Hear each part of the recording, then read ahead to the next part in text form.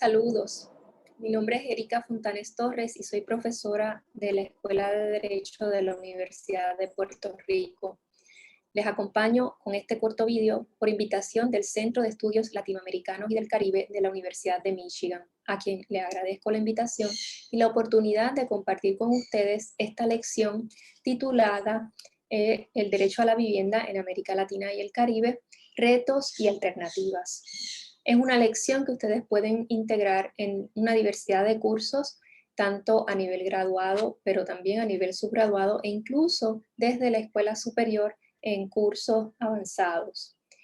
Derecho a la vivienda en América Latina y el Caribe, retos y oportunidades, se ubica, como dice la descripción de la lección, en un mundo en el que la crisis a la vivienda no es excepción, ¿verdad? El acceso a la vivienda digna es un tema muy particular del sur global, no es un tema nuevo, pero de pronto la crisis se ha hecho aguda y se ha convertido en una crisis generalizada. Así que, ¿cuáles son los retos particularizados que existen en América Latina?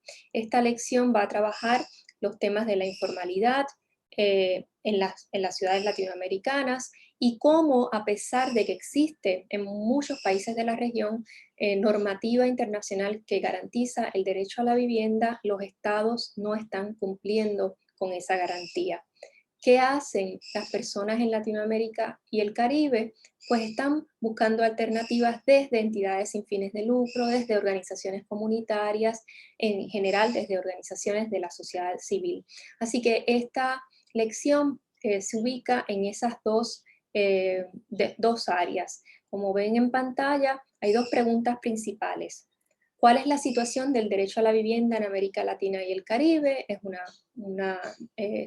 estudio de la descripción, ¿verdad? A grandes rasgos.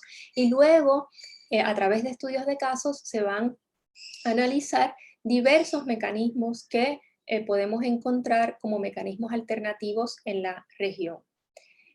El conocimiento clave que van a tener los estudiantes pues es analizar los aspectos generales del problema de la vivienda y qué alternativas han surgido.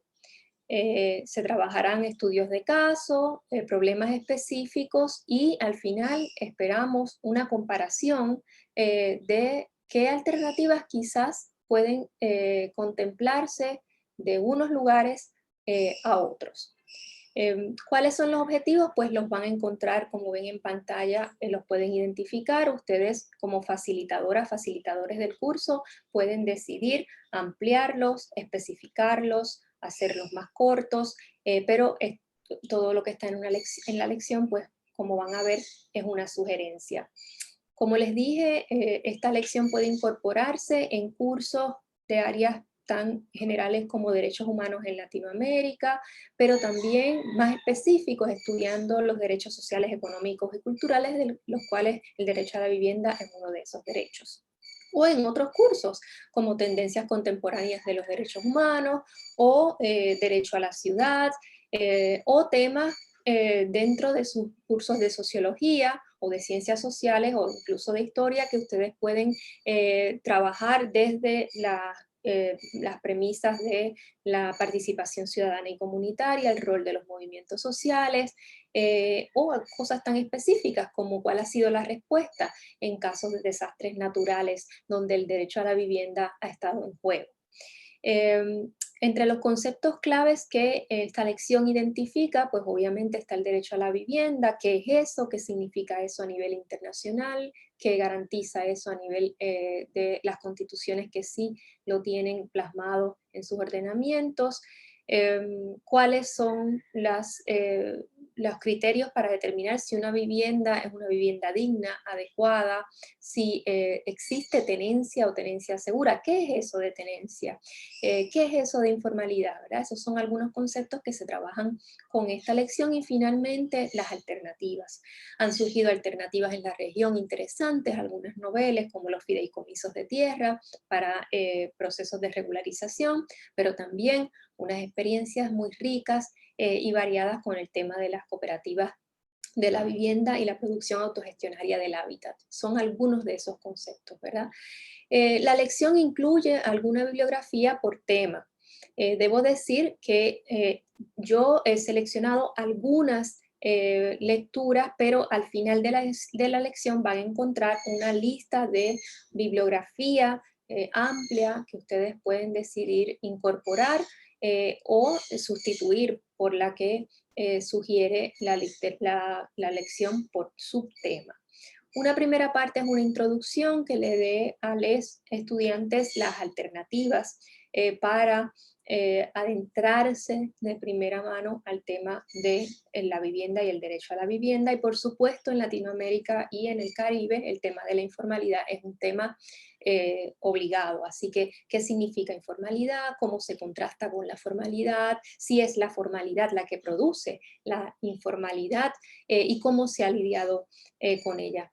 Esa es la primera parte, es una primera parte introductoria para dar un contexto histórico, para elaborar algunos rasgos comunes en la región y para también adentrar a los estudiantes a que manejen los conceptos clave, que van entonces a trabajar en una segunda parte, que son los estudios de caso.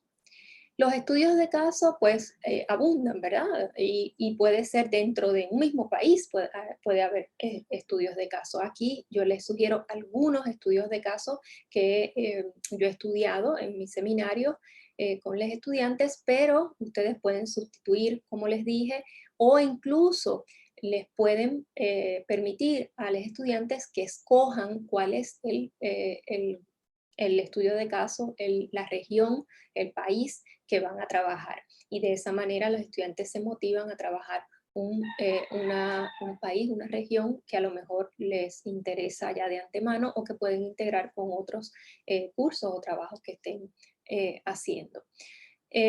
Para esto, los estudios de caso es bien importante ver también qué se ha producido en términos de datos en la región.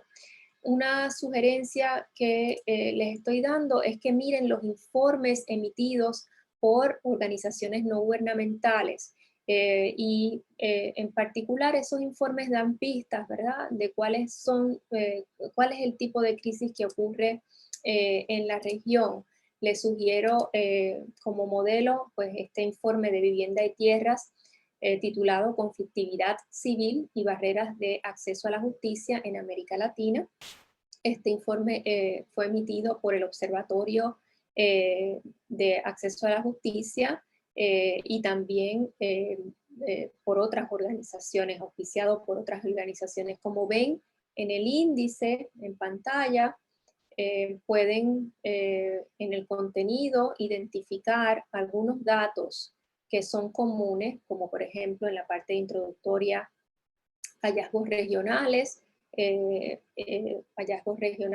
normativa de las que existe en la región, ¿verdad? Cuáles son los problemas de conflictividad, cuáles son los problemas de acceso a la justicia, pero entonces el propio informe más adelante entra a los temas de poblaciones en situación de vulnerabilidad.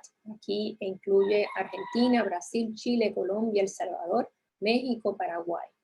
Pero como este hay muchos otros informes al día, este es del 2018, está muy completo desde mi punto de vista, pero hay otros informes que también podrían ser recursos para esta parte de estudios de caso.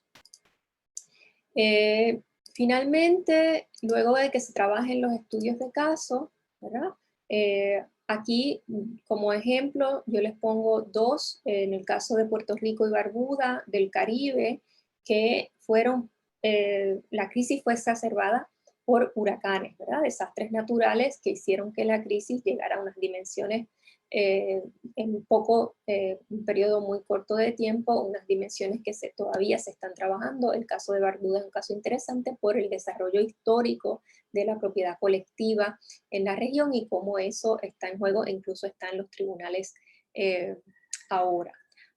Argentina, Uruguay, Brasil, Perú, hay algunos ahí estudios de caso que les sugiero. ¿Cuál es el producto final para los estudiantes? Bueno, pues la idea es que puedan hacer tanto un trabajo individual, ensayístico, en el que puedan, después de los estudios de caso, hacer un análisis global, hacer un intento por definir algunos rasgos, pero también un trabajo cooperativo, grupal, que pueda no solamente tener un informe oral para el resto de la clase, sino que además den pistas, ¿verdad?, de alternativas que han ideado las poblaciones más vulnerables y cómo esas alternativas podrían quizás servir de modelo para otros países. La secuencia en la lección pues está, ¿verdad?, directamente vinculada a cuál es el orden que se propone, pero por supuesto ustedes pueden añadir, quitar o mover de lugar. Sugiero un breve conversatorio sobre qué es para ellos una vivienda adecuada, cómo relacionan el derecho a la vivienda con otros derechos, cómo se puede garantizar que todas y todos tengamos un derecho a la vivienda adecuado, pero también qué es eso a nivel del ordenamiento internacional, ¿verdad? ¿Cuáles son los fundamentos legales de eso que llamamos el derecho a la vivienda? Y pues mirar directamente, por ejemplo, el Pacto Internacional por los Derechos Económicos, Sociales y Culturales y la observación número 4 de ese pacto que establece directamente unos criterios para analizar el derecho a la vivienda. Y ahí pues están esos criterios. Segundo, propiciar esa discusión grupal, ¿verdad? Esa discusión luego de que los estudiantes escojan su estudio de caso, pues entonces cada uno debe trabajar unos aspectos para que todo el mundo pueda tener, ¿verdad?, unos aspectos generales a la hora de regresar al grupo y que podamos compartir o puedan compartir el fruto de su trabajo. Es importante que cada grupo trabaje algunos aspectos históricos y económicos de la región y eso cómo se ve identificado en sus países, cuáles son los temas e índices de informalidad y seguridad de la tenencia, qué factores propician la informalidad en sus países en términos históricos y luego cada grupo que investigue esos temas va a presentarlo. Acá en la lección les pongo dos ejemplos. El Fideicomiso de la Tierra del Caño Martín Peña, que como les dije, es un mecanismo novel que en Puerto Rico no solamente ha sido reconocido, sino que la ONU ha dado premios, le ha dado premios internacionales y han venido delegaciones de diversos lugares a examinar ese modelo y cómo quizás puede adecuarse a diversos contextos, porque este fideicomiso no es como otros fideicomisos, en el caso de Estados Unidos, los Community Land Trust. Este fideicomiso parte de la idea de la informalidad, así que se utiliza el mecanismo de la propiedad colectiva en la figura jurídica de un fideicomiso de tierras para regularizar la propiedad y evitar el desplazamiento de las comunidades. Ha sido muy importante este proyecto porque ha dado pie a conversaciones de cómo quizás en ciertos escenarios la propiedad individual o los títulos de propiedad no son la mejor alternativa porque no necesariamente garantizan que no se desplace a la comunidad por las fuerzas del mercado de bienes raíces. Así que este es un estudio de caso interesante que además tiene una multiplicidad de vídeos que los pueden conseguir en la internet, de las experiencias concretas de las personas que viven ahí y de cómo hicieron a través de participación ciudadana lograron que se aprobara una legislación de esa envergadura. Y el otro estudio de caso es el caso de Uruguay, ¿verdad? El caso de Uruguay, pues es un caso, por supuesto hay más, ¿verdad? Pero es uno de los casos modelos del cooperativismo de vivienda por ayuda mutua. Y el rol de una organización no gubernamental como la Federación Uruguaya de Cooperativas de Vivienda y Ayuda Mutua, y cómo el trabajo de años de esa federación y del movimiento sindical y obrero ha sido clave para tratar de proveer vivienda digna a las personas en Uruguay. Es bien importante que ustedes les den quizás alternativas de estudios de caso a los estudiantes, pero luego después de eso ellos pueden decidir qué aspecto particular de ese modelo, como el del fideicomiso o el del cooperativismo u otros modelos, pueden dedicarse a estudiar para luego informar en el resto al resto del grupo. Finalmente, parte de lo que les propongo en la lección es que trabajen una discusión a partir de ciertos elementos en común, ¿verdad? Por ejemplo, si en el país que seleccionaron existe o no legislación sobre el derecho a la vivienda, qué organizaciones comunitarias, sindicales, no gubernamentales se involucraron para proveer alternativas, qué alternativas jurídicas se elaboraron y finalmente algunos retos, conclusiones y una mirada al futuro. Por último, la lección les propone unos métodos de evaluación del estudiante, cuáles son los criterios para evaluar, tanto las presentaciones en clase como los ensayos individuales, y finalmente una retroalimentación y avalúo por parte de los estudiantes sobre la lección, qué cosas se pueden mejorar, qué cosas le llamaron más de la atención, si el trabajo, la metodología empleada fue efectiva para que aumentaran su conocimiento o simplemente adquirieran conocimiento nuevo sobre el tema del derecho a la vivienda o los derechos sociales, económicos y culturales en la región de América Latina y el Caribe. Hay una bibliografía recomendada yo me pongo a disposición de ustedes para que si quieren algunas sugerencias adicionales o tienen alguna duda, pueden contactarme. Mi correo electrónico institucional es erica.fontanes@upr.edu. También estoy disponible a través del Centro de Estudios Latinoamericanos y del Caribe de la Universidad de Michigan, y ellos me pueden contactar. Espero que esta lección les sirva para integrar ya sea todo lo que estoy aquí sugiriendo o simplemente parte de lo que aquí se sugiere. Les deseo mucho éxito y que disfruten la lección. Gracias.